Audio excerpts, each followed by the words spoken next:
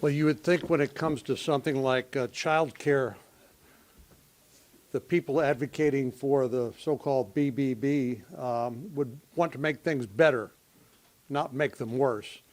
Yet they have accomplished exactly that, made it actually worse, not better. You've heard about the reduced access and the increased cost. And of course, as working moms, when they can't find affordable childcare, means they're not part of the labor force. And if there's one thing I hear from Texas employers, it's they can't find enough good people to perform the good, well-paying jobs that exist in this economy. And then there's the whole issue of inflation across the board, not just inflation when it comes to child care costs, but inflation for literally everything from your gas to the food that you put on the table.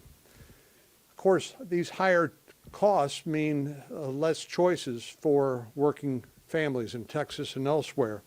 And finally, let me just say that we're beginning to peel back some of the mystery of the Build Back Better or Build Back Broke bill when it comes to the actual score.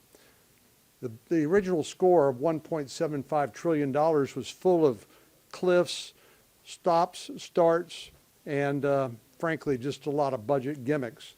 Now that we know that if temporary programs like this one were passed and were continued as they are likely to be here in Washington, a temporary government program, as Ronald Reagan said, is the closest thing to eternal life here in Washington.